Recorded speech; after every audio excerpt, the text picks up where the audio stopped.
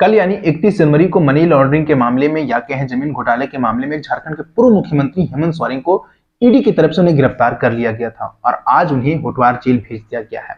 लेकिन यह मामला 1.5 साल पुराना है। इसमें अब तक हेमंत सोरेन समेत 15 लोगों की गिरफ्तारी हो चुकी है इस मामले में। लेकिन एक जो सवाल जो इर्द गिर्द घूम रहा है कि आखिर ये लैंड स्कैम केस की पूरी कहानी क्या है, यानी ये जमीन घोटाले की पूरी कहानी क्या है और ये शुरू कब हुआ और कैसे ये शुरू हुआ और इसमें हेमंत सोरेन का नाम कैसे आया, ये भी एक बहुत बड़ा सवाल है। आइए समझते हैं आज के इस वीडियो में आगे बढ़ने से पहले आपसे एक छोटी सी रिक्वेस्ट है, अभी तक आपने इस चैनल को सब्सक्राइब नहीं किया है तो प्लीज सब्सक्राइब कर लीजिएगा। जी हाँ, अगर आप फेसबुक पे देख रहे हैं तो प्लीज हमारे पेज को फॉलो कर लीजिएगा। इस कहानी की शुरुआत होती है जून 2022 में। जून 2022 में रांची के बरियातू में नगर निगम के एक टैक्स कलेक्टर अधिकारी ने एक FIR दर्ज करवाया था, जिसमें आज तक की रिपोर्ट के मुताबिक इसमें मुख्य आरोपी प्रदीप बागची को बनाया गया था, जिनके ऊपर आरोप लगाया गया था कि सेना के 4.5 एकड़ जमीन को इन्होंने अपने नाम कर लिया गया है। जब ईडी की तरफ से जांच किया गया तो पता चला कि ये जमीन जो 4.5 एकड़ जमीन जिन्होंने प्रदीप बागची ने जिन्होंने अपने नाम कर लिया है, ये जमीन ईडी की तरफ से जब जांच किया गया तो पता चलता है कि ये जमीन BM लक्ष्मण का है, जिन्होंने आजादी के बाद इस जमीन को सेना को दे दिया था। उसके बाद इस जमीन को लेकर के, इस मामले को लेकर के अप्रैल 2023 में इस मामले को लेकर के 7 लोगों की गिरफ्तारी की गई थी, जिसमें से 14 अप्रैल को जब गिरफ्तारी की गई थी तो प्रदीप बागची समेत 7 लोगों को इस मामले में गिरफ्तार किया गया था और कई जगह छापेमारी भी की गई थी, जिसमें से रांची के IAS अधिकारी छवि रंजन के ठिकानों पर भी छापेमारी की गई थी। रांची और जमशेदपुर के उनके ठिकानों के ऊपर छापेमारी की गई थी और कई दस्तावेज ईडी की तरफ से मिला था।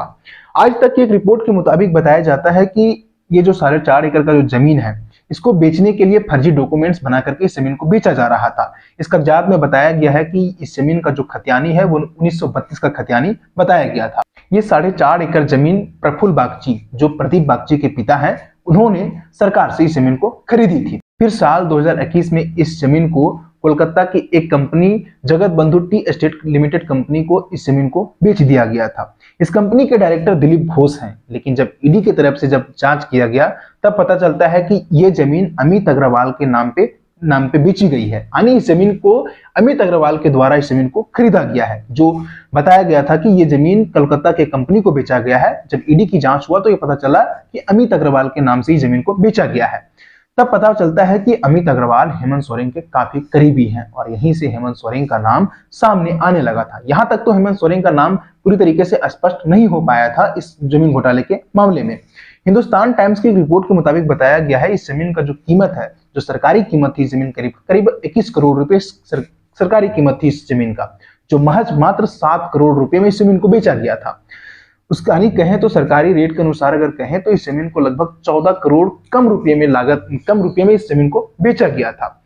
उसके बाद हेमंत सोरेन का नाम सामने कैसे आया? तो हेमंत सोरेन का नाम सामने यहां से आने, एक रिपोर्ट के मुताबिक इसी तरीके से झारखंड के अंदर कई जमीनों को मनी लॉन्ड्रिंग के जरिए खरीदा और बेचा जा रहा था, यानी फर्जी कागजात बना करके जमीन को बेचा और खरीदा जा रहा था और मालिकों का नाम बदला भी जा रहा था। एक कहा जाए केमिकल के थ्रू, जो जिस भी जमीन का जो किसी जमीन को मालिक कोई और है और उसका नाम किसी और को केमिकल से मिटा करके किसी और का नाम किया जा रहा था। इस तरीके का अंजाम झारखंड में दिया जा रहा था। ईडी जब जांच की थी और जब छापेमारी की गई थी तो सरकारी मुहर, स्टाम्प पेपर, रजिस्ट्री डॉक्यूमेंट्स और कई फर्जी डीड भी उन्हें मिले थे। जब ईडी की पूछताछ जब भानु प्रताप ने किया था तब पहली बार हेमंत सोरेन का नाम सामने आया था। इसके बाद बड़गाई के एक इलाके में लगभग 8.5 एकड़ जमीन का भी जिक्र किया गया था, जिसका कल हेमंत सोरेन ने खुद इस बात को कहा है कि वीडियो जारी कर कहा है कि ये जो 8.5 एकड़ जमीन का जो जिक्र किया जा रहा है, इस जमीन से हमारा कोई लेना देना नहीं है। बड़गाई के अंचल अधिकारी मनोज कुमार बताते हैं कि इस जमीन को वेरिफिकेशन के लिए उन्हें CM हाउस से एक अधिकारी जो उदय शंकर है उनका कॉल आया था। उन्होंने मनोज कुमार ने दावा किया था कि यह जमीन पूर्व मुख्यमंत्री हेमंत सोरेन का ही ये जमीन है। उसके बाद आधिकारिक तौर पे ये मामला यानी हेमंत सोरेन के ऊपर 21 अप्रैल 2023 को यह मामला दर्ज किया गया था और उसके बाद से लगातार अगस्त से देखेंगे तो मुख्यमंत्री हेमंत सोरेन को लगातार ईडी की तरफ से समन किया जा रहा था इस मामले में पूछताछ के लिए और लगातार मुख्यमंत्री हेमंत सोरेन इस मामले को लेकर के भागते चले रहे थे।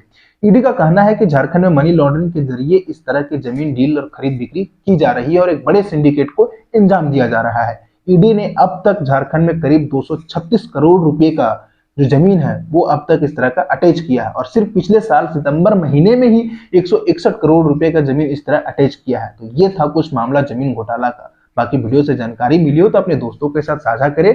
और जी हाँ, अभी तक अपने इस चैनल को सब्सक्राइब नहीं किया तो प्लीज सब्सक्राइब कर लीजिएगा। और जी हाँ, इस वीडियो को अपने दोस्तों के साथ भी शेयर कर दीजिए।